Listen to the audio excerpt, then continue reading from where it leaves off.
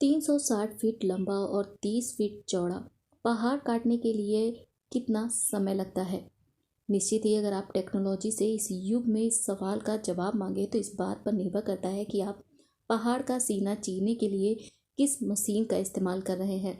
लेकिन अगर आपसे पूछा जाए कि इसी काम को एक इंसान ने अंजाम दिया है तो कितना वक्त लगा होगा, शायद यह चकरा देने वाला सवाल होगा आपके लिए। लेकिन बिहार के गया जिले के गिलौर गांव में एक मजदूर परिवार में जन्मे एक शख्स ने इस जवाब को अपने बाजुओं और अपनी मेहनत से दे दिया। सिर्फ छेनी और हथौड़े के दम पर पहाड़ को हिला देने वाला वह दशरथ मांझी राजधानी दिल्ली में 2017 में अंतिम सांस लेकर इस दुनिया को अलविदा कहकर चला गया। उनका जन्म 1934 में हुआ था। वर्ष 1966 में किसी सुबह जब छेनी हथौड़ा लेकर दशरथ मांझी अपने गांव के पास स्थित पहाड़ के पास पहुंचे तो बहुत ही कम लोगों ने इस बात का पता लगाया कि इस शख्स ने अपने दिल में क्या ठान लिया है। मजदूरी और कभी कभार इधर उधर काम करने वाला दशरथ मांझी जब पहाड़ की ओर छेनी हथौड़ा लेकर चलना शुरू करते हैं तो आने जाने वाले राहगीर उसे सिर्फ एक हंसी का पात्र ही समझते हैं। गांव के लोगों के लिए वह सिर्फ एक हंसी का पात्र बन गए थे। जीवन संगिनी फाल्गुनी देवी का समय पर इलाज ना करा पाने से उसे खो चुके दशरथ मांझी को इससे कोई भी फर्क नहीं पड़ता था। अपनी धुन के पक्के दशरथ मांझी ने अथक प्रयास किया। 22 साल बाद उनकी मेहनत तब रंग लाई जब उन्होंने उस पहाड़ से एक रास्ता दूसरे गांव तक के लिए निकाल दिया। आखिर ऐसी क्या बात हुई कि दशरथ ने पहाड़ को चीरने की धुन सवार हो रखी थी। दरअसल बात यह थी कि जब पहाड़ को चीरा नहीं गया था तब तक दशरथ के गांव से सबसे नज़दीक वजीरगंज अस्पताल 90 किलोमीटर दूर पड़ता था। दशरथ की पत्नी की तबीयत खराब होने पर वह उसे ले जाने के दौरान उसने रास्ते में ही दम तोड़ दिया था। उन्हें लगा कि पहाड़ों से अगर कोई रास्ता होता तो वे अपनी पत्नी का इलाज वक्त पर करा पाते, उसे अस्पताल समय पर ले जा पाते। सर्वेश्वर दयाल सक्सेना की एक कविता है जिसमें उन्होंने कहा है, दुख तुम्हें क्या तोड़ेगा, तुम दुख को तोड़ दो।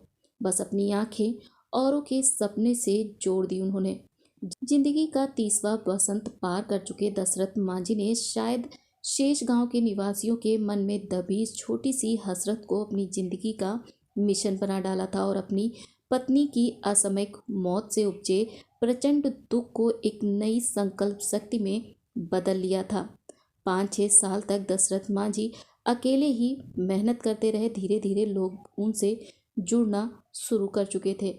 वहाँ एक दान पात्र भी रख दिया गया जिसमें लोग चंदा डाल देते थे। कई लोग अपने घर से अनाज भी दे देते थे। आज की तारीख में आप कह सकते हैं कि गैलोर के वजीरगंज जाने की 80 किलोमीटर की दूरी को 13 किलोमीटर बना देने वाला यह रास्ता एक श्रमिक के प्यार की निशानी है। एक अंग्रेज पत्रकार ने इसे पुअर मैन ताजमहल के रूप में भी लिखा है। कुछ साल पहले एक पत्रकार उनसे मिलने गया, तब दशरथ मांझी ने उन्हें अपनी प्रिय कहानी सुनाई जो उस चिड़िया के बारे में थी जिसका घोंसला समुद्र बहा कर ले गया था। कहानी उस चिड़िया की प्रचंड जिजीवाशा की थी और संकल्प को बयां कर रही थी जिसके तहत समुद्र द्वारा घोंसला न लौटाने पर चिड़िया ने अकेले ही समुद्र को सुखा देने का संकल्प ले लिया था। शुरुआत में उसे पागल करार देने वाली बाकी की चिड़िया भी उसके साथ जुड़ गई और फिर विष्णु के वाहन गरुड़ भी इस कोशिश में हिस्सा लेने के लिए चले आए थे। फिर बीच बचाव करने के लिए खुद विष्णु को भी आना पड़ा, जिन्होंने समुद्र को धमकाया कि अगर उसने चिड़िया का घोंसला नहीं लौटाया तो पल भर में ही उसे सुखा दिया जाएगा। तब पत्रकार ने जब उनसे पूछा कि कहानी की चिड़िया क्या आप ही हैं, इसके जवाब में आंखों में शरारत भरी मुस्कान लिए दशरथ मांझी ने यह बात वहीं पे टाल दी थी। पिछले कुछ सालों से दशरथ मांझी कबीरपंथी साधु बन गए, लेकिन कबीर का उनका स्वीकार महज ऊपरी नहीं था, उनके विचारों में भी कबीर जैसी प्रखरता थी। दशरथ मांझी आज हमारे बीच नहीं रहे, लेकिन उन्होंने अपने जीवन का फलसफा बयान करते हुए एक पत्रकार को यह भी बताया कि पहाड़ मुझे इतना ऊंचा कभी नहीं लगा जितना कि लोग बताते हैं। मनुष्य से ज़्यादा ऊंचा कोई नहीं होता है। दशरथ मांझी को माउंटेन मैन के नाम से भी जाना जाता है। तो दोस्तों, आज की ये कहानी अगर आपको पसंद आई हो तो वीडियो को लाइक शेयर कीजिएगा और चैनल को सब्सक्राइब करना ना भूलिएगा। मिलते हैं अगली कहानी के साथ में, तब तक के लिए thanks for watching and take care.